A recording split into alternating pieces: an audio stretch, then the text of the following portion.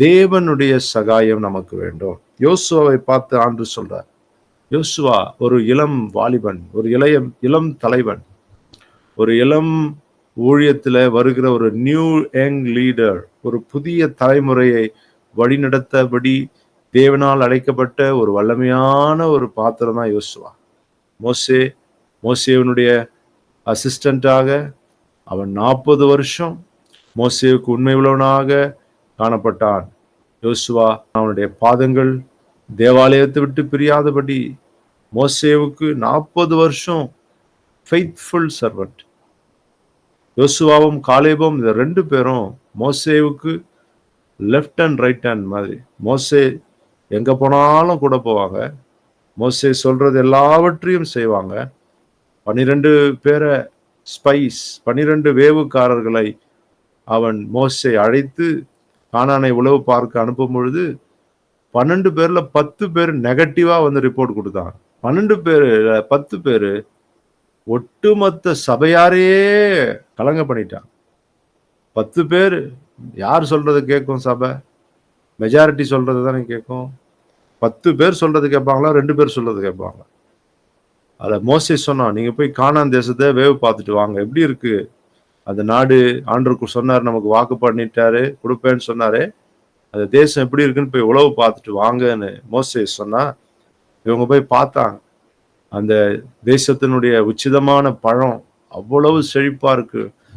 கொழுமையான பழங்கள், பாலும் தேனும் ஓடுற மாதிரி இருக்கு. அந்த பாலும் தேனும், அதனால பாலும் தேனும் உண்மையாவே ஓடுமானா, உண்மையாவே பாலும் தேனும் ஓடும். எப்படி ஓடும்? அந்த பைசோன் மாடுகள் வந்து ஒரு யானைக்குட்டி மாதிரி இருக்குன்னு வச்சுப்போம். அந்த பைசோன் மாடுகளுடைய பால் பல லிட்டர். அது வந்து வளர்க்கிறவங்க வந்து எல்லாத்தையும் அவங்களால கறந்து எடுக்க முடியாது. அதனால என்ன பண்ணுவாங்க, வேணுன்றதை எடுத்துக்கிட்டு அதை விட்டுருவாங்க, கறக்காமே விட்டுருவாங்க. அது என்ன பண்ணும், அந்த பால் மடி வலி தாங்காம, அந்த பால் நிறைய சுரக்கிறதுனால அதுக்கு மடி என்ன ஆகும், வீங்கி போய் வலி தாங்காம அது போய் என்ன பண்ணும், அந்த அந்த மலை கற்பாறையில போய் அந்த பைசன் மாடு உரசும் அந்த மடிகளை. அந்த அந்த அந்த பாலை அது ரிலீஸ் பண்ணணும். அப்போதான் அதுக்கு வந்து எல்லாம் வெயிட் வலி தாங்காம அவ்வளவு பால் அது சுமக்க முடியாது. அந்த அந்த கல்லுல மோதி என்ன பண்ணும், தானாகவே அந்த பாலை வந்து ரிலீஸ் பண்ணும் பொழுது அந்த கற்களில் அந்த பால் அப்படியே வழிஞ்சு கீழே வரும்பொழுது அந்த கல் இடுக்குகளிலே தேன் கூடு கட்டியிருக்கும். அந்த பால் அப்படியே வழிஞ்சு ஊத்தும் பொழுது மலையிலிருந்து அந்த தேன் கற்பாறை இடுக்குகளில் அங்கங்க தேன் கூடு கட்டியிருக்கும். அந்த தேன்ல இந்த பாலும் தேனும் கலந்து அப்படியே வடிஞ்சு கீழே வரும். அதை என்ன பண்ணலாம், சிறு பிள்ளைங்களோ அல்லது அங்க இருக்கிறவங்க அந்த பாலை என்ன பண்ணுவாங்க, பாலும் தேனும் கலந்து ஊத்துதுன்னா அதை நீங்க கப்பலை பிடிச்சி குடிக்கலாம். அது எவ்வளவு ஒரு ஸ்ட்ரென்த்ன்னு பார்த்துக்கணும். இப்படிப்பட்ட ஒரு தேசம், அவ்வளவு செழிப்பான தேசம். திராட்சை பழங்களும் மாதுளை பழங்களும் பேரிச்சை பழங்களும் நல்ல பழமரம் கனிகள், வளமான பூமியை கர்த்தர் அவர்களுக்கு கொடுத்தார். அப்போ இந்த வேவுக்காரர்கள் போய் இந்த தேசத்தை முழுவதும் சுத்தி பார்க்கறான். பால் ஓடுது, தண்ணி இருக்குது, பழங்கள் இருக்குது. எஸ்கோல் என்கிற ஒரு பள்ளத்தாக்குக்கு வராங்க. எஸ்கோல் என்கிற ஒரு பகுதி, அந்த பள்ளத்தாக்கு முழுவதும் பழமரங்கள் தான் இருக்கும். ஒரு பெரிய தடி எடுத்து அந்த திராட்சை கொலைய கட்டி தூக்க முடியல ஒருத்தனால. அந்த திராட்சை கொலைகளை அந்த தடி மேல கட்டி 2 பேரும் என்ன பண்றான், தோல்ல வச்சு தூக்கிட்டு வரான். எதுக்கு? சாம்பிள் பாக்குறது. ஸ்வீட் கடையில போய் சாம்பிள் கேட்போம் தெரியுமா, ஆனா கொஞ்சம் அந்த பால்கோவா கொஞ்சம் சாம்பிள் கொடுங்க அப்படின்னு. அந்த மாதிரி சாம்பிள் எடுத்துட்டு வரான். யாருக்கு? மோசேக்கு. திராட்சை பழங்களும் அத்தி பழங்களும் எல்லாம் கொண்டு வந்து மோசேக்கு காண்பிக்கிறான். மோசே சாப்பிட்டு பார்த்துட்டு, சூப்பர்ப்பா, நல்லா இருக்கு, டேஸ்டா இருக்கு, தேசம் ரெடியா? சரி, அடுத்தது பிளான் என்ன? அப்ப நாளைக்கே நம்ம என்ன பண்ணலாம், புறப்பட்டு போய் தேசத்தை சுதந்திரிச்சிருவோம் அப்படின்னு சொல்லும்போது அதுல 12 பேர்ல 10 பேர் என்ன சொல்றான், ஐயோ அதை மட்டும் பண்ணிடாதீங்க, போகாதீங்க. அங்க ஆனாக்கியம்ஸ பார்த்தோம், அவங்கெல்லாம் ராட்சத சந்ததி, நாங்களாம் அவங்க பார்வைக்கு வெட்டுக்கிளி மாதிரி இருந்தோம். அவன் இரும்பு பூட்ஸ் போட்டு நடக்கிறான், இரும்பு ரதம் வச்சிருக்கிறான், அவன் நம்மள ஒரு சுண்ட விரல்ல நசுக்கி போட்டுருவான், அவன் 12 அடி உயரம் இருக்கிறான், அவன் கண்ணுக்கு முன்னாடி ஒரு பொம்மை மாதிரி இருந்தோம், அங்க மிலிட்ரி பவர் அதிகம், இரும்பு ரதத்தை வச்சிட்டு இருக்கிறான், நம்ம வந்து கையில தடியும் கத்தியும் கொண்டு போய் இரும்பு ரதத்தை எதிர்த்து சண்டை போட முடியுமா? அது நல்ல தேசம்தான். ஆனா அவங்கள சண்டை போட்டு நம்மளால ஜெயிக்க முடியாதுன்னு அவிசுவாசமான வார்த்தைகளை விதைத்து விட்டார்கள். ஆனா 2 பேரும், யோசுவாவும் காலேபும், வேதம் சொல்லுகிறது அவர்கள் வேறு ஆவியை உடையவர்களாக இருந்தாங்க. அவங்களுக்கு மட்டும் இந்த 2 பேர் மட்டும் வேறு ஆவி. என்ன ஆவி அது? அதுதான் விசுவாச ஆவி, ஸ்பிரிட் ஆஃப் ஃபெய்த். 12 பேர்ல 10 பேரு முடியாதுப்பா, ஐயோ அது இரும்பு, அவன் போட்டிருக்க இரும்பு ஷூ மெரிச்சானா காலு எறும்புல நசுங்கிடும், அவங்கள போய் எப்படி நீ சண்டை போடுவ? நம்ம கிட்ட தடியும் கொம்பும் தான் இருக்கு, எப்படி அவங்கள நம்மளால எதிர்த்து சண்டை போடுவோம்? அது நல்ல நாடு தான், ஆனா அவங்களெல்லாம் நம்ம துரத்திட்டுலாம் போய் அங்க குடியேற முடியாது, அதெல்லாம் சும்மா ஆவற கதை இல்லைன்னு சொல்லும் பொழுது 10 பேர் பேசுறான் அந்த மாதிரி 12 பேர்ல. ஆனா 2 பேர் மட்டும் வேறு ஆவி உடையவர்களாக இருந்தார்கள் என்று வசனம். அது என்ன ஆகுனா விசுவாச. அவங்க என்ன சொல்றாங்க? ஐயோயோ அப்படி சொல்லாதீங்க, நாம் தேவன் நமக்கு வாக்கு பண்ணிட்டாரு, ஆண்டவர் சொல்லிட்டாரு, அதை நான் அந்த தேசத்தை உனக்கு கொடுப்பேன்னு சொல்லிட்டாரு, அப்புறம் என்ன உனக்கு பயம்? அவன் ராட்சதனா இருக்கட்டும், ஆனாக்கியமனா இருக்கட்டும், அவன் இரும்பு சூனா போட்டுக்கிட்டோம், அவன்கிட்ட இரும்பு ரதனா இருக்கட்டும், ஆண்டவர் உனக்கு கொடுப்பேன்னு சொல்லிட்டா அதை உனக்கு கொடுப்பேன் என்று சொன்னது கொடுப்பாரு அல்லவா? ஏன் நீ பயப்படுற? அவனை பார்த்து பயப்படுற? அவங்க நமக்கு அப்பத்தை போலன்னு சொல்றான். எப்படியா? பிரெட் மாதிரி. 10 பேர் விசுவாசம் பயந்தாங்கோலிங்க என்ன சொல்றான்? அவங்க இரும்பு ஷூ போட்டிருக்கான் அப்படின்னு. விசுவாச ஆவியுள்ளவர் என்ன சொல்றான்? அவன் நமக்கு ரொட்டி துண்டு மாறா, பிச்சு சாப்பிட்டு போயிடலாம், அதுக்கு அவனை போய் பயப்படுற சொல்லிட்டு சொல்றான், அவர்களை காத்த நிழல் விலகிற்று. அவங்க என்ன சொல்றான்? எப்பா அவனை காக்குறது நிஜம் இல்லடா, நிழல் பாதுகாப்புல இருக்கிறான், அவர்களை காத்த நிழல் விலகிற்று. அவங்கள பாதுகாக்கிற வல்லமை பிசாசு வல்லமை, அந்த வல்லமை ஆண்டவர் துரத்திட்டாரு. உன்னை பாதுகாக்கிறது தேவ வல்லமை, அந்த வல்லமையை தான் நீ பார்த்து பயப்படணுமே தவிர பிசாசு வல்லமையை பார்த்து நீ பயப்படக்கூடாது. அல்லேலூயா, சத்தமா சொல்லுங்க. நாங்கள் எதை கண்டும் பயப்பட மாட்டோம். சத்தமா சொல்லுங்க. நாங்கள் எதை கண்டும் பயப்பட மாட்டோம். அவருடைய காத்த நிழல் அவர்களை விட்டு விலகி போயிற்று. இன்னைக்கு உலகத்தை காக்கிறது நிழல், ஆனா உங்களை காக்கிறது பரிசுத்த ஆவியானவருடைய வல்லமை. அல்லேலூயா சொல்லுங்க. உங்களையும் என்னையும் பாதுகாக்கிறது பரிசுத்த ஆவியானவருடைய வல்லமை. ஆமென். அப்போ யோசுவா ஒரு இளம் தலைவனாக அங்க மோசேவோடு கூட அவன் வேறு ஆவியை உடையவனாய் இருந்தான். அவனுக்குள்ள விசுவாச ஆவி காணப்பட்டது. காலேபும் அப்படிதான். யோசுவாவுக்குள்ள என்ன வல்லமை இருந்ததோ அதே போலதான் அவன் ஃப்ரெண்டு காலேபும். 2 பேரும் இந்த மோசேவுடைய ஊழியத்துல வாழ்க்கையில உண்மை உள்ளவர்களாக, விசுவாச ஆவி உள்ளவர்களாக, தேவனுடைய இருதயத்தின்படி வாழ்கிறவர்களாய் இருந்தார்கள். மற்றவங்களை போல அவங்க இல்லை, அவங்க கொஞ்சம் டிஃபரெண்ட். இந்த 2 வாலிபர்களும் தேவனுடைய தரிசனத்தை பெற்று தேவனுடைய வல்லமையின்படியே ஆண்டவருடைய கிரியைகளை சரியாக புரிந்து அவங்க விசுவாசத்தை பேசுகிறவர்களாய் காணப்பட்டார்கள். அப்போ அன்றைக்கு ஆண்டவர் சொல்லிட்டாரு, இதோ உங்களுக்கு தேசம் கண்ணு முன்னாடி இருக்கு, உங்களுடைய ஆசீர்வாதம் உங்க கண்ணு முன்னாடி இருக்கு, எட்டி பார்த்தா காணான் தேசம். ஆனா இந்த அவிசுவாசமான வார்த்தைகளை கேட்டு சபையார் எல்லாரும் ஆண்டவருக்கு விரோதமாக முறுமுறுக்க ஆரம்பிச்சிட்டாங்க. என்ன முறுமு? ஐயோயோ இந்த மோசே எங்களை இந்த ராட்சதர்கள் கையில கொல்றதுக்காக என்னை கொண்டு வந்து இந்த மாதிரி எகிப்துல இருந்து எங்களை கொண்டு வந்து இந்த மாதிரி படுத்திட்டாங்களே. எல்லாரும் மோசே கல்லடிக்கும்படி எடுத்துக்கிட்டான். யார் பேச்சை கேட்டு? இந்த 10 பேர் அவிசுவாசமா சொன்னவங்க பேச்சை கேட்டு மோசேவுக்கு விரோதமா கல் எடுக்கும்போது ஆண்டவருக்கு சரியான கோபம். ஆண்டவர் மிகவும் கடும் கோபம் அடைந்து இந்த ஜனங்களை நான் அழிக்க போறேன் சொல்லி ஆண்டவர் சொன்னார். அவருடைய கோபத்தில் ஆணையிட்டார். அது மாதிரி ஆண்டவர் இந்த காலத்துல ஒரு வேலை செஞ்சாருன்னா நம்மளாம் இன்னைக்கு சபையிலே இருக்க முடியாது. நல்ல வேலை நம்ம கிருபையில காப்பாற்றப்பட்டிருக்கிறோம். நம்ம எத்தனையோ முறை தேவனை எப்படி பரீட்சை பார்த்துருக்கிறோம், முறுமுறுத்திருக்கிறோம். நம்முடைய வாழ்க்கையில சோதனைகளும் துன்பங்களும் வரும்பொழுது ஆரகன்ஸ்ல, நம்முடைய மன மேட்டுமையில, நம்முடைய வாழ்க்கையில நம்ம பதட்டத்தினாலே நிறைய காரியங்களை தேவனுக்கு விரோதமாக பேசியிருக்கிறோம். ஒருவேளை ஆண்டவர் அப்படிப்பட்ட கோபத்தை பழைய ஏற்பாட்டு நாட்களில் இஸ்ரவேல் ஜனங்கள் மீது மூண்ட கோபம் இன்னைக்கு ஒருவேளை எழும்புமானால் நம்மளாம் இன்னைக்கு சபையில இருக்க முடியாது. நான் முதல்ல இன்னைக்கு உங்களுக்கு பிரசங்கம் பண்ணிட்டு இருக்க முடியாது. தேவனுடைய கிருபை இன்றைக்கு பாதுகாக்கிறதுனால நம்முடைய பலவீனத்திலும் தேவன் நம்மை தாங்கி, நம்மை சகித்து, அவருடைய அன்பை பாராட்டி நம்மை பலப்படுத்தி கொண்டிருக்கிறார். ஆமென். வனாந்திரத்திலே தேவனுடைய கோபாக்கினை அவர்கள் மீது மூண்டது. ஆண்டவர் தம்முடைய கோபத்திலே ஆணையிட்டார். இவர்கள் கானானுக்குள்ள போவது மட்டும் இல்ல, என்னுடைய இளைப்பாறுதலிலும் இவர்கள் பிரவேசிக்க, எபிரேயர்ல வாசிக்கிறோம், இவர்கள் என் இளைப்பாறுதலிலே பிரவேசிப்பதில்லை.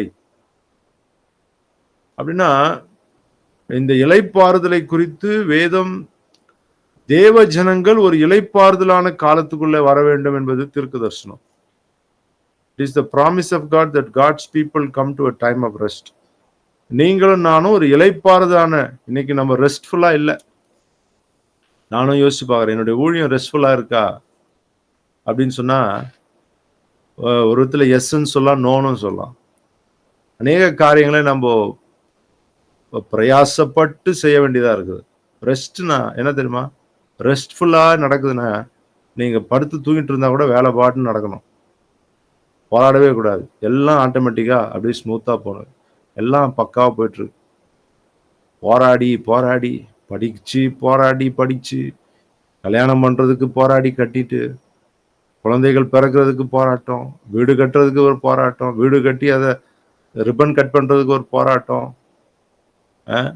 அதுக்கப்புறம் வந்து இப்போ என்ன சொல்றது, இந்த மாதிரி அடுத்தது வியாதி, சஞ்சலம், வாழ்க்கையில ஒவ்வொன்றையும் போராடி போராடி போராடி, அது ரெஸ்ட் அல்ல. ரெஸ்ட்ஃபுல் லைஃப் என்பது இளைப்பாறுதலோடு கூட செய்ய வேண்டும். இன்னைக்கு தேவன் அப்படிப்பட்ட ஆசீர்வாதத்தை நம்முடைய வாழ்க்கையில கொடுக்க விருப்பமா இருக்கிறார். அல்லேலூயா. இந்த ரெஸ்ட், இன்றைக்கு நம்ம அந்த ரெஸ்ட்டுக்குள்ள வரலாம். விசுவாசம் உள்ளவர்கள் அந்த இளைப்பாறுதலுக்குள்ள வந்து, ஆண்டவர் எனக்காய் யாவையும் செய்து முடிக்கிற கர்த்தர், என் வாழ்க்கையில எல்லாமே ஸ்மூத்தா நடக்கும், நான் எதுக்காகவும் போராட மாட்டேன், செய்ய வேண்டிய எனக்கு ரெஸ்பான்சிபிலிட்டி இருக்கு, சில காரியங்களை நான் செய்யணும், எனக்கு பொறுப்புகள் இருக்கு, ஒழுக்கத்தோடு நடந்து கொள்ளணும், ஆனால் நான் போராடி செய்ய வேண்டிய அவசியம் இல்லை, தேவன் எனக்காய் யாவற்றையும் செய்வார் என்கிற நீங்க வரி பண்ணவே வேணும். உங்களை தேடி எல்லாம் ஆட்டோமேட்டிக்கா தானாக வரும். கர்த்தர் உங்களை அந்த நாட்களில் நடத்தி செல்வார். அப்போ யோசுவா அவர்கள் வாழ்க்கையில பார்த்து கொண்டிருக்கிறோம், அவர்கள் வேறு ஆவியை பெற்று, அப்போ அநேக முறுமுறுத்த ஜனங்கள், அவிசுவாசத்துல பேசின ஜனங்கள் இளைப்பாறுதலுக்குள்ள போக முடியல. ஆண்டு சொல்லிட்டாரு, நீங்க போக மாட்டீங்க, நீங்க அவிசுவாசத்தினால நீங்க போக மாட்டீங்க, உங்க பிள்ளைங்க போவாங்க. நீங்க எந்த பிள்ளைகள், நாங்களும் எங்க பிள்ளைங்களும் அழிவோன்னு சொன்னீங்களோ அந்த பிள்ளைங்க போவாங்க, நீங்க போக மாட்டீங்க.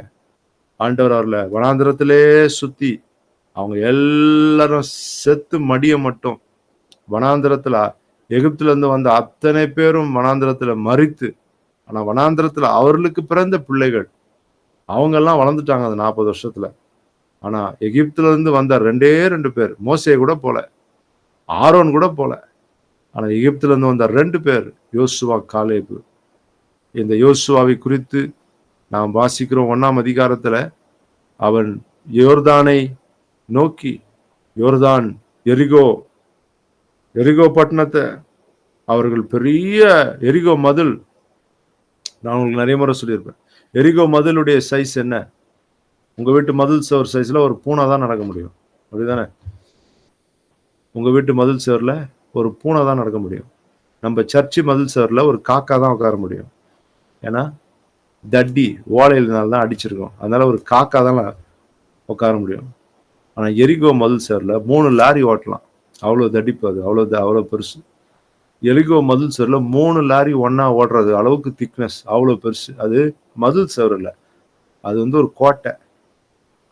அதுக்குள்ள அவ்வளவு பெரிய மதில் சுவரை கட்டிக்கிட்டு ஒருத்தன் வாழ்ந்துட்டு இருக்கிறான். எரிகோ மக்கள் அவ்வளவு பாதுகாப்பா இருக்கிறான். அப்படின்னா என்ன அவன் சொல்றான்? இந்த உலகத்துல எங்களை எந்த கொம்பனும் அசைக்க முடியாது, இந்த உலகத்துல யாராலையும் வந்து எங்களை என்ன பண்ண முடியாது, இந்த மதில் சுவரை உடைச்சிட்டு எவனாலையும் உள்ள வர முடியாது அப்படின்னு அவன் பயங்கரமான ஒரு மனப்பெருமையில எங்களெல்லாம் அழிக்கிறதுக்கு இந்த கடவுளே நினைச்சாலும் முடியாதுன்ற லெவல்ல இருக்கிறான். ஆண்டவர் சொல்றாரு, இந்த எரிகோ மதில் சுவரை யோசுவா ஊழியத்துக்கு வராரு பொறுப்பெடுத்து. மோசே மரிச்சாச்சு, அடுத்தது இந்த ஊழியத்தை நடத்துறதுக்கு இளம் தலைமுறை, அடுத்த தலைமுறையை நடத்துறதுக்கு யோசுவாவை கர்த்தர் தெரிந்து கொள்றார். அவன் நடுங்கிட்டே வரான் ஊழியத்துக்கு. எப்படி வரான்? நடுங்கிட்டே வரான். ஐயோயோ, எங்க பாஸ் மோசேவையே கல் எடுத்து அடிக்க வந்த ஜனங்க என்ன பாடுபடுத்த போறாங்க. அவனுக்கு நடுக்கம். மோசேவையே ஒரு வழி ஆக்கிட்டாங்க இவங்க, எங்களெல்லாம் என்ன பண்ணுவாங்கன்னு சொல்லி யோசுவா நடுக்கம். அவன் நடுங்கிட்டே இருக்கான். ஆண்டவர் யோசுவாவை பார்த்து முதல் வாசனம் என்ன சொல்றாரு? எடுத்து வாசிங்க. யோசுவா 1ஆம் அதிகாரம் 2வது வசனத்திலிருந்து வாசிங்க சத்தமாக. என் தாசனாகிய மோசே மரித்து போனான். இப்பொழுது நீயும் இந்த ஜனங்கள் எல்லோரும் எழுந்து இந்த யோர்தானை கடந்து இஸ்ரவேல் புத்திரருக்கு நான் கொடுக்கும் தேசத்துக்கு போங்கள். நான் மோசேவுக்கு சொன்னபடி உங்கள் காலடி மிதிக்கும் எவ்விடத்தையும் உங்களுக்கு கொடுத்தேன். வனாந்தரமும் இந்த லெபனனும் தொடங்கி ஐப்ராத் நதியான பெரிய நதி மட்டும் உள்ள ஏத்தியரின் தேசம் அனைத்தும் சூரியன் அஸ்தமிக்கிற திசையான பெரிய சமுத்திரம் வரைக்கும் உங்கள் எல்லையாய் இருக்கும். நீ உயிரோடு இருக்கும் நாளெல்லாம் ஒருவனும் உனக்கு முன்பாக எதிர்த்து நிற்பதில்லை. நான் மோசேயோடு இருந்தது போல உன்னோடும் இருப்பேன்.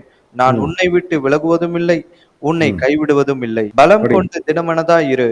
இந்த ஜனத்தின் பிதாக்களுக்கு நான் கொடுப்பேன் என்று ஆணையிட்ட தேசத்தை நீ இவர்களுக்கு பங்கிடுவாய். என் தாசனாகிய மோசே உனக்கு கற்பித்த நியாய பிரமாணத்தின்படியெல்லாம் செய்ய கவனமாய் இருக்க மாத்திரம் மிகவும் பலம் கொண்டு திடமனதாயிரு. நீ போகும் இடமெல்லாம் புத்திமானாய் நடந்து கொள்ளும்படிக்கு அதை விட்டு வலது இடதுபுறம் விலகாதிருப்பாயாக. இந்த நியாய பிரமாண புஸ்தகம் உன் வாயை விட்டு பிரியாதிருப்பதாக. இதில் எழுதியிருக்கிறவைகளின்படி எல்லாம் நீ செய்ய கவனமாய் இருக்கும்படி இரவும் பகலும் அதை தியானித்து கொண்டிருப்பாயாக. அப்பொழுது நீ உன் வழியை வாய்க்க பண்ணுவாய். அப்பொழுது புத்திமானாயும் நடந்து கொள்ளுவாய். ஆமென். வழியை வாய்க்க பண்ணுவாய்ன்னு போட்டு தமிழ், ஆனா இங்கிலீஷ்ல போட்டிருக்கு then you will make your way prosperous and you will have good success. நீ வெற்றி அடைவாய். வழியை வாய்க்க பண்ணுவாய் என்றது இங்கிலீஷ்ல எப்படி? நீ வெற்றியாளனாய் சாதனையாளனாய் மாறுவாய். ஆமென். எத்தனை பேர் நிகழ்ச்சி பார்க்குறீங்க? நீ சாதிக்க பிறந்தவன், நீ ஒரு சாதனையாளன் அப்படின்னு. கிராமத்தில் பிறந்த இந்த பெண்மணி தெருவிளக்கில் படித்து டாக்டராய் மாறினார்கள். கிராமத்துல பிறந்த இந்த பையன் ஐஏஎஸ்ஆ மாறிட்டான். சாதனையாளர்கள் அப்படின்னு நிகழ்ச்சி. அதை பார்த்துட்டு நீங்க ஏங்கிட்டு இருக்க கூடாது. பைபிள் போட்டிருக்கு, இந்த நியாயப்பிரமாணத்தின் புஸ்தகம் உன் வாயை விட்டு பிரியாமலும் இதில் எழுதினவைகள் எல்லாம் நீ செய்ய கவனமா இருந்தால் உன் வழியை நீ வாய்க்க பண்ணுவாய். இங்கிலீஷ்ல then you will have good success. You will have success. உன் வாழ்க்கையில வெற்றி நிச்சயம். ஆண்டவர் சொல்றார், you will be a successful person. நீ ஒரு வெற்றியாளனாய் சாதனையாளனாய் மாறுவாய் என்று கர்த்தர் சொல்றார். அல்லேலூயா. அப்ப யோசுவா அவன் பயந்து கொண்டே ஊழியத்துக்கு வரான். அப்ப யோசுவா ஃபர்ஸ்ட் ஊழியத்துக்கு அடைக்கும் போதே ஆண்டவர் வாக்குத்தத்தம், என் தாசனாகிய மோசே மரித்து போயிட்டான், இப்பொழுது நீ என்ன பண்ணணும்? இந்த ஜனங்களை நான் கொடுப்பேன் என்று சொன்ன வாக்குத்தத்தம் பண்ணப்பட்ட தேசத்துல அவர்களை கொண்டு போய் அவர்களுக்கு தேசத்தை பங்கிட்டு கொடுக்கும்படி உன்னை அழைச்சிருக்கிறேன். நீ உயிரோடு இருக்கும் நாளெல்லாம் ஒருவனும் உனக்கு முன்பாக எதிர்த்து நிற்பதில்லை. நீ உயிரோடு இருக்கும் நாளெல்லாம் ஒருவனும் உனக்கு முன்பாக எதிர்த்து நிற்பதில்லை. பலங்கொண்டு திடமனதாயிரு. ஆண்டவர் சொல்றாரு, be strong and of good courage. தைரியமாயிரு. ஆண்டவர் இன்னைக்கு உங்களை பார்த்து சொல்றாரு, பலம் கொண்டு திடமனதாயிரு. பக்கத்துல இருக்கவங்கள பார்த்து சொல்லுங்க, தைரியமா இருங்க பிரதர் சிஸ்டர், தைரியமா இருங்க. எதை கொண்டும் பயப்படக்கூடாது, எல்லாம் நடக்கும். தைரியமா இருக்கணும். அல்லேலூயா. அப்ப கவனிங்க, ஆண்டவர் யோசுவா பார்த்து சொன்னா, நீ திடமனதாய், be strong and of good courage. திடமனதாய் இரு. யோசுவாவை பார்த்து ஆண்டவர் சொல்றார், பயப்படாத. இந்த நியாயப்பிரமாணத்தின் புஸ்தகம் உன் வாயை விட்டு பிரியாத இருக்கட்டும். அதுனா அப்படின்னா வசனத்தை, உன்னுடைய வாயில வசனம் பிரியாம இருக்க வேண்டும். உன்னுடைய வாழ்க்கையில ஒரு துன்பமான காலத்து வழியா நீங்க போயிட்டு இருக்கும் பொழுது ஆண்டுடைய வசனத்தை நிறைய யூஸ் பண்ண கற்றுக்கொள்ளுங்க. அல்லேலூயா. இன்னைக்கு காலையில் எனக்கு ஒரு நல்ல வசனம் வந்தது. சங்கீதத்துல 2ஆம் சங்கீதத்துல அது நான் நடுவில் 2-3 நேரம் எடுத்து படித்தேன். அதில் ஜாதிகள் கொந்தளித்து ஜனங்கள் விருதாவான காரியத்தை சிந்திப்பானே, கர்த்தருக்கு விரோதமாகவும் அவர் அபிஷேகம் பண்ணவருக்கு விரோதமாகவும் பூமியின் ராஜாக்கள் எழும்புவது என்ன? பரலோகத்தில் இருக்கிறவர் அவர்களை பார்த்து நகைப்பார். அப்ப நான் அந்த வசனத்தை பார்த்துக்கிட்டேன். ஆண்டவர் பார்த்து சிரிச்சிட்டு இருக்கிறார். கர்த்தருக்கு விரோதமாகவும் அவர் அபிஷேகம் பண்ணப்பட்டிருக்கு விரோதமாகும். இன்னைக்கு அபிஷேகம் பண்ணப்பட்டவங்க நீங்களும் நானும். நமக்கு விரோதமாக இந்த உலகத்துல ஜனங்க எழும்பி வரும்போது ஆண்டவர் பரலோகத்தை வந்து சிரிப்பார் பார்த்து. தெரியாம விளையாடுறான் இவன், ஆள் தெரியாம நீ விளையாடுற அப்படின்ற போல உங்க வாழ்க்கையில உங்களை விரோதமா உங்களை அழிக்கணும்னு எழும்புறவங்கள அவங்கள நீங்க தேடியும் காணாதிருப்பீங்க. அல்லேலூயா. எத்தனை பேர் எழும்பி இருப்பாங்க இந்த சபைக்கு விரோதமா எழும்பின கூட்டம் எவ்வளவு. இந்த சபையையும் இந்த சபையில இருக்கிற ஊழியத்தையும் எத்தனையோ ஜனங்கள் எவ்வளோ நேரத்துல எழும்பி இருப்பாங்கல்ல. ஆனாலும் இன்னைக்கு கர்த்தர் எல்லாவித மக்கள் மத்தியில இருந்தும் சகல விதமான சத்துருவின் கிரியின் மத்தியில இருந்தும் உங்களை காப்பாற்றி வைத்திருக்கிறார் என்றால் அவருடைய கிருபை. அந்த கிருபையை நம்பி நீங்க வாழணும். அல்லேலூயா. டாக்டர் சொல்றதோ நீங்க பயப்படக்கூடாது, தைரியமா இருக்கணும். நோயை பார்த்து பயப்படக்கூடாது, வியாதியை பார்த்து, மரணத்தை பார்த்து, மனுஷங்க சொல்றது, டாக்டர் சொல்றது, எதை பார்த்தும் நீங்க பயப்படக்கூடாது. உங்களுக்குள்ள ஒரு ஆண்டவர் என்னுடைய காலம் அவர் கையில இருக்கிறது. பிள்ளைங்களை பார்த்து சொல்லக்கூடாது. என்ன சொல்லக்கூடாது? எனக்கு எதனால ஆச்சுன்னா எனக்கு எதனா ஆயிடுச்சுன்னா செத்துட்டேன்னா என்ன பண்ணுவீங்க? அதெல்லாம் பேசக்கூடாது. அவங்க பிள்ளைங்களையும் பயமுறுத்தி அவங்களையும் எதனா நோண்டி விட்டுறக்கூடாது. உனக்குள்ள விசுவாச ஆவி இருந்தா தைரியமா சொல்லணும், என் காலங்கள் கர்த்தருடைய கையில இருக்கிறது. நான் சாகாமல் பிழைத்திருந்து கர்த்தருடைய செய்கையை உலகத்துக்கு அறிவிப்பேன், ஊழியம் செய்வேன். கர்த்தர் எனக்கு ஜீவனை கொடுத்தா நான் ஊழியம் செய்வேன். நான் பாதி வயதுல மரிப்பதில்லை. நான் வாழ்ந்து என்னுடைய பிள்ளைகளுக்கு நான் போஷிப்பேன். என்ன பண்ணக்கூடாது? பிள்ளைங்க முன்னாடி இப்படி புலம்பி அழுதுட்டு இருக்கணும். எனக்கு எதனா ஒன்று ஆச்சுன்னா, எதனா அவனுக்கு போயிடுமோ, எதனா ஒன்று ஆச்சுன்னா, என்ன எதனா ஆச்சுன்னா, எதனா போச்சுன்னா. உன் காலங்கள் கர்த்தருடைய கையில இருக்குது. மரணத்தை கண்டு பேசக்கூடாது. என்ன சொல்லணும்? கர்த்தருடைய வருகையில, இயேசு கிறிஸ்துடைய வருகை மட்டும் நான் மறிக்க கூடாது.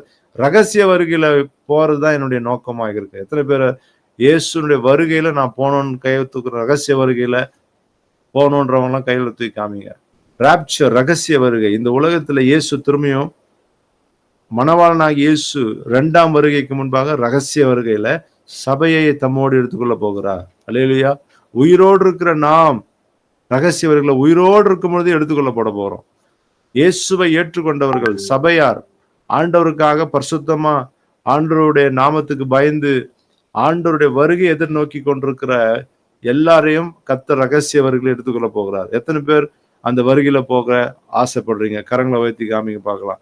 ரகசிய வருகையிலே நான் பங்கு உள்ளவனாக இருக்க வேண்டும். Praise the Lord. அப்போ நீங்க அந்த ராப்சர்ல காணப்படணும். அப்போ மரணத்தை குறிச்சு, அப்போ ரகசிய வருகையில நீங்க ராப்சர்ல பார்ட்டா இருக்கணும்னா நீங்க ஏன் மரணத்தை கண்டு பயப்படணும்? மரணம் உங்களை பார்த்து மரணம் பயப்படணும். வியாதி உங்களை பார்த்து பயப்படணும். வறுமை நம்மளை பார்த்து பயப்படணும். இந்த உலகத்துல வறுமைய, வியாதிய, பாவத்தை எல்லாத்தையும் ஜெயிக்கணும். இந்த உலகத்துல நான் பாவத்தை ஜெயிக்கணும், வியாதியை ஜெயிக்கணும், வறுமையை ஜெயிக்கணும். இந்த 3ஐயும் ஜெயிக்கணும். Poverty, sin and sickness. இந்த 3 பிசாசு. இதுதான் உலகத்திலே பெரிய பிசாசு. அல்லேலூயா. இந்த உலகத்திலே பெரிய பிசாசு எது தெரியுமா? ஃபர்ஸ்ட் பெரிய பிசாசு, முதல் பெரிய பிசாசு நோய். 2வது பெரிய பிசாசு வறுமை. ஒரு மனிதன் வறுமையில மட்டும் இருக்கக்கூடாது. வறுமையை என்ன பண்ணணும்? ஜெயிக்கணும். பாவர்ட்டியை ஜெயிக்கணும். 3வது பாவம், சின், பாவத்தை ஜெயிக்கணும். பாவமும் ஒரு பெரிய கொடிய பிசாசு. இந்த பாவம் என்கிற பிசாசு ஜெயிக்கணும். அநேக பெரிய பெரிய பணக்காரங்களுக்கு கூட இந்த பணத்தை சம்பாரிச்சிருவான், ஆனா பாவத்தை ஜெயிக்க அவனால முடியல. வியாதி அவனால மேற்கொள்ள முடியல. சரி, இந்த வியாதியை கூட சிலர் ஜெயிச்சான், ஆனா பாவத்தை ஜெயிக்க முடியல. ஆனா ஆண்டவர் இன்னைக்கு பாவத்தை ஜெயிக்கும்படியும் நமக்கு பலன் கொடுத்திருக்கார். இயேசுவின் ரத்தத்தினால உங்களுடைய பாவங்கள், என்னுடைய பாவங்கள் எல்லாம் மன்னிக்கப்பட்டிருக்கிறது. சின், பாவத்தை ஜெயிக்கணும். ஒவ்வொரு நாளும் நம்முடைய வாழ்க்கையில இருக்கிற தவறுகள், ரகசிய பாவம், இதெல்லாம் நம்ம ஜெயிக்கணும். பாவத்துக்கு அடிமையா வாழவே கூடாது. நீங்க பாவத்துக்கு அடிமையா இருக்கும் பொழுது பிசாசு உங்களை அவன் கண்ட்ரோல் பண்ண ஆரம்பிச்சிருவான். உங்களை அவன் என்ன பண்ணிடுவான்? நீங்க ஜெயிக்க முடியாதபடி உங்களுக்குள்ள பாவம் இருக்கிற இடத்துல குற்ற உணர்வை கொடுத்துருவான். ஃபோக்கஸ் இருக்காது, மன நிம்மதி இருக்காது, ஆரோக்கியம் இருக்காது, குடும்பத்துல சமாதானம் இருக்காது, எதையாயும் நான் சாதிக்கணும்ன்ற உணர்வே இருக்காது, கிரியேட்டிவிட்டியே இருக்காது. சாப்பிடணும் தூங்கணும் தான் இருக்கும் ஆசை. சாப்பிட்டோமா தூங்கணுமா இப்படிதான் இருக்கும். அதனாலதான் இன்னைக்கு பாருங்க, யாரோ ஒருத்தவங்க சொன்னாங்க, யாரோ ஒன்று பேசிட்டு இருக்கும்போது சொன்னாங்க, ஒரு பையனை கூப்பிட்டு வேலைக்கு கூப்பிட்டு வந்தா, இதோ ஜூஸ் குடிச்சிட்டு வரேன்னு சொல்லிட்டு தண்ணி அடிக்க போயிட்டானா அப்படின்னு சொல்றான். இதோ ஜூஸ் குடிச்சிட்டு வரேன்னு சொல்லிட்டு தண்ணி அடிக்க ஓடிட்டான். என்னன்னா, ஆசையே கிடையாது வாழ்க்கையில. வாழ்க்கையில சாதிக்கணும்ன்ற ஆசையே கிடையாது. ஏதோ ஒரு வாழ்க்கை, எழுந்தோமா, காலையில எழுந்த உடனே சாராய கடையை நோக்கி ஓடுறது. உன்னுடைய வாழ்க்கையில நீ உயரணும், சம்பாதிக்கணும், குடும்பத்தை காப்பாற்றணும், ஊர்ல மானமரியாதையோட வாழணும்ன்ற ஒரு உணர்வு உனக்குள்ள இருக்குமானால், நீ பாவத்தை ஜெயிப்பதற்கு, ஆண்டவரே எனக்கு பலன் கொடுங்க, இது என்னால முடியல, நான் ஜெயிக்கணும், இந்த உலகத்துல நான் மானமரியாதையா வாழணும், என்னுடைய குடும்பத்தை பார்த்து யாரும் தவறக்குறைவா பேசக்கூடாது, இந்த உலகத்துல நாங்க சாட்சியா இருக்கணும், கிறிஸ்தவர்களாக இருக்கிறோம், நாங்க மற்றவங்களுக்கு ஆசீர்வாதமா இருக்கணும், நாங்க பாரமா இருக்கக்கூடாது, மற்றவங்க எங்களை பார்த்து ஏளனமா சிரிக்க கூடாது, நாங்க இந்த உலகத்துல மரியாதையாக வாழ வேண்டும் என்று சொல்றவர்கள் பாவத்தை ஜெயிப்பாங்க. இந்த பாவத்துல மாட்டிக்கொள்வது அது இல்லைன்னா ஒரு பொறுப்பு இல்லை, ஒரு ஒன்றும் இல்லை வாழ்க்கையில. எதுக்கு போனோமா, வாங்கணுமா, சாப்பிட்டோமா, குடிச்சோமா, படுத்தோமா, அது ஒரு வாழ்க்கையே கிடையாது. சீக்கிரம் நீங்க உங்க சரீரத்தை நீங்களே கெடுத்து கெடுத்து கெடுத்து உங்களுடைய கிட்னி, உங்களுடைய லங்ஸு, உங்களுடைய ஈரல், கண்ணு, லிவர் எல்லாம் பாதிக்கப்பட்டு செயலிழந்து எல்லாம் அப்படியே அது செத்து ஒன்றும் இல்லாம அது அப்படியே போய் மண்ணுக்குள்ள போகிற அது ஒரு சாபக்கேடான ஒரு வாழ்க்கை. உங்களுடைய சரீரம் கர்த்தருடைய தேவாலயம், நீங்க அதை கெடுக்க கூடாது. நீங்க நல்ல சாப்பாடு சாப்பிடணும், நல்ல தூங்கணும், நல்ல ரெஸ்ட் எடுக்கணும், நல்ல வேலைக்கு போறீங்களா, நல்ல கடினமா உழைக்கிறீங்களா, அந்த காசை கொண்டு வந்து வீட்டுல மனைவி கையில கொடுத்து அதை நீங்க நல்ல ஒரு பேங்க்ல போடலாம், அல்லது ஒரு ஒரு வண்டி வாங்கலாம், ஒரு வீடு கட்டிக்கலாம், அல்லது உங்களுடைய வாழ்க்கைக்கு நீங்கள் சந்தோஷமா நல்ல சாப்பாடு சாப்பிடலாம், நல்ல ஃப்ரெஷ்ஷா காய்கறிகள், நல்ல காரியங்களை நீங்கள் வாங்கி சாப்பிட்டு சந்தோஷமாய் நீங்கள் இருக்க வேண்டுமே தவிர, ஒரு பொறுப்பில்லாமல் நீங்கள் உலகத்துல இருப்பீர்கள் என்று சொன்னால், பிசாசு உங்க வாழ்க்கையை இந்த உலகத்துல சீக்கிரமா முடிச்சிருவான். அதனால இந்த பாவத்தை ஜெயிக்கிற பலன் உங்களுக்கு வேண்டும், அதை நீங்க ஜெயிக்கணும். ஏன்னா உங்களால முடியலையா, என்ன எப்படி பண்றதே எனக்கு தெரியலையா, அதிகாலையில எழுந்து, நீங்க எழுந்த உடனே 4 மணிக்கெல்லாம் எழுந்து பச்சை தண்ணியில நீங்க தண்ணியை ஊத்தி குளிச்சுட்டு அந்த ஈரத்துண்டோட நீங்க முழங்கால் படிட்டு, ஆண்டவரே பரிசுத்தாவியானவரேன்னு ஒரே ஒரு வார்த்தை, பரிசுத்தாவியானவரே என் மீது வாங்க, இந்த வார்த்தையே நீங்க சொல்லுங்க. பரிசுத்தாவியானவரே என்னை நீங்கள் சுத்திகரியும் சுத்திகரியும் சுத்திகரியும், பரிசுத்தாவியானவரே எனக்கு பலன் தாங்க பலன் தாங்க. அவ்வளவுதான். காலையில எழுந்து, அதிகாலையில எழுந்து தண்ணீர்ல முகத்தை கழுவி குளிச்சுட்டு நீங்க 2 மணி நேரம், ஒரு மணி நேரம் ஆண்டவரேன்னு சொல்லி வீட்டு முழுக்க நீங்க பக்தி பாடல்கள், ஆண்டவருடைய பிரசன்னத்தை கொண்டு வருகிற நல்ல ஆராதனை பாடல்களை சத்தமா பாடி துதிச்சு ஜெபம் பண்ணி ஒரு 2 வசனத்தை வாசிச்சு, மனைவியும் கணவனுமா இருங்க, ஒரு 2 நிமிஷம் கையை பிடிச்சி அந்த காலையில நீங்க ஜெபம் பண்ணி அந்த மாதிரி நீங்க ஜெபிச்சீங்கன்னா எல்லா பேயும் ஓடிடும், ஒரு பிசாசு இருக்காது. அப்புறம் கடன், வட்டி, ரீசார்ஜ் பண்ண, செல்போன் ரீசார்ஜ் பண்ண காசு இல்லை, இதே புராணம் பாட மாட்டீங்க. நீங்க சிலர் கேளுங்க, எப்ப கேட்டாலும் காசு இல்லை காசு இல்லை. ஏன் இருக்காதுன்னா அங்க தேவனை தேடுகிற உணர்வு, கர்த்தரை தேடும்படியான ஒரு உணர்வு. அதிகாலையில எழுந்து நீங்க தேடணும், உங்க பாட்டு சத்தம் 10 வீட்டுக்கு கேட்கணும்.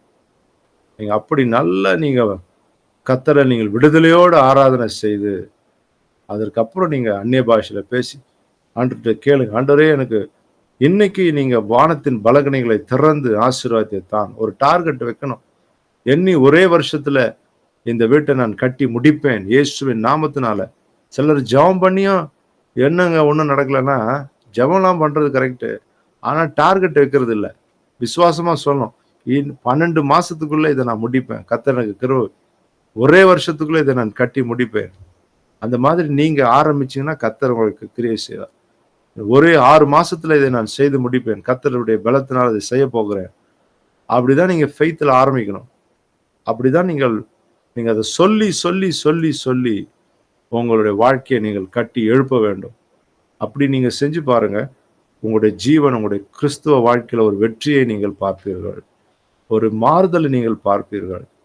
அதுக்கு மாறாக நீங்கள் கவலையிலையும், கண்ணீர்லையும், பிரச்சனையிலையும் மாட்டிக்கிட்டு என்ன செய்யுதுன்னு தெரியாம நீங்க பாட்டுட்டு ஒரு கொள்கை இல்லாம, வாழ்க்கையில ஒரு நோக்கம் இல்லாமல் இருப்பீர்கள் என்று சொன்னால், உங்கள் வாழ்க்கை அது நல்ல ஒரு ஆசீர்வாதமான பாதையில போகாது. அதனால ஒவ்வொருவரும் நீங்கள் அப்படி அதிகாலையில எழுந்து ஜெபிக்கணும். தேவனை தேடுறவர்களா இருக்க வேண்டும். அதிகாலை எழுந்து தகப்பனே உம்முடைய வல்லமையினால் எங்களை நிரப்பும் என்று சொல்லி அந்நிய பாஷைகளை பேசி நீங்கள் நல்ல கர்த்தரை தேடி துடிக்கும் பொழுது உங்களுடைய வாழ்க்கையில பெரிய வெற்றிகளை கர்த்தர் காண பண்ணுவார். அல்லேலூயா.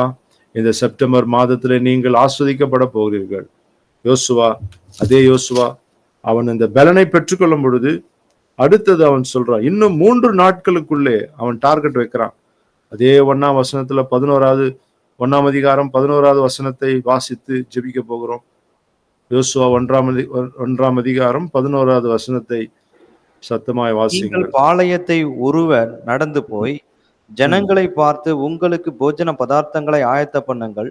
உங்கள் தேவனாகிய கர்த்தர் உங்களுக்கு சுதந்தரிக்க கொடுக்கும் தேசத்தை நீங்கள் சுதந்தரித்துக் கொள்ளும்படிக்கு இன்னும் 3 நாளைக்குள்ளே இந்த யோர்தானை கடந்து போவீர்கள் என்று. அல்லேலூயா. எல்லாரும் கரங்களை உயர்த்தி அல்லேலூயா சொல்லுங்க பார்க்கலாம். இன்னும் 3 நாட்களுக்குள் சொல்லுங்க. இன்னும் 3 நாட்களுக்குள் சொல்லுங்க. யாருன்னா எதனா ஆசீர்வாதத்தை எதிர்பார்க்குறீங்களா? இந்த 3 நாள் எனக்கு ஒரு ஆசீர்வாதம் வரணும்னு சொல்றவங்க யாரா இருப்பீங்களா? இன்னும் ஒரு 3 டேஸ்ல எனக்கு ஒரு மிரக்கல் நடக்கணும். சொல்லுங்க சத்தமா தைரியம். இன்னும் 3 நாட்களுக்குள் ஒரு அற்புதத்தை நான் காண போகிறேன். இந்த செப்டம்பர் மாதம் இன்னைக்கு ஞாயிற்றுக்கிழமை 1, திங்கட்கிழமை 2, புதன்கிழமை வச்சுக்கலாம். புதன்கிழமைக்குள்ள ஒரு அற்புதத்தை நான் பார்க்க போகிறேன். அடுத்த வாரம் சாட்சி சொல்லணும். புதன்கிழமைக்குள்ள ஒரு அற்புதத்தை பார்க்க போறேன். சத்தமா சொல்லுங்க. யாருன்னா விசுவாசிக்கிறவங்க நல்ல அந்நிய பாஷையில பேசுங்க அல்லது ஆரவரித்து சொல்லுங்கப்பா. இன்னும் 3 நாட்களுக்குள் யோசுவா சொன்னா, இன்னும் 3 நாட்களுக்குள் இந்த யோர்தானை நீங்கள் கடப்பீர்கள். யோர்தான் தான் தடை. யோர்தான் புரண்டு ஓடுது. வெள்ளம் பெருக்கெடுத்து ஓடுது. தேவ ஜனங்கள் அக்கறைக்கு போகிறதுக்கு யோர்தான் தடையா இருக்கு. விசுவாச வீரன் சொல்லுகிறான், இன்னும் 3 நாட்களுக்குள் இந்த யோர்தானை கடப்பீர்கள். அல்லேலூயா. உங்க வாழ்க்கையில இருக்கிற தடை 3 நாள்ல உடைய போகிறது. விசுவாசத்தோடு அதை தீர்க்க தரிசனமாய் நான் சொல்லுகிறேன். இத்தனை வருஷமா திருமண தடை 3 நாள்ல கர்த்தர் உடைக்க போகிறார். அல்லேலூயா. 3 நாள்ல நல்ல செய்தியை நீ கேட்க போகிற. விசுவாசிக்கிறவங்க யாரா இருந்தாலும், ஆண்டவரே இன்னும் 3 நாள் எனக்கு ஒரு நல்ல செய்தி வரணும்னு சொல்றவங்க, அடுத்த வாரம் என் சாட்சி சொல்லணும். இன்னும் ஒரு 3 டேஸ் எனக்கு ஒரு நல்ல நியூஸ் வரட்டும். விசுவாசமா இருக்கிறவங்க ஹல்லேலூயா. இந்த செப்டம்பர் மாதத்துல ஒரு அற்புதத்தை கர்த்தர் எனக்கு செய்ய போகிறார். ஹல்லேலூயா. சிலர் சொல்லுங்க, 3 மாசத்துல எனக்கு ஒரு வெற்றி. 3 மாசத்துல அட்லீஸ்ட் 3 மாசத்துல பிரைஸ் தி லார்ட் ஒரு வெற்றியை பார்க்க போகிறோம். அல்லேலூயா. ஆமென். யோசுவா சொல்றான், ஃபெய்த்ல பேசுறான், இன்னும் 3 நாட்கள்ல நீங்க யோர்தானை கடப்பீங்க. ஏன்னா யோர்தான் ஒரு பெரிய தடை. ஜனங்களால போக முடியல, அக்கறைக்கு போக முடியல.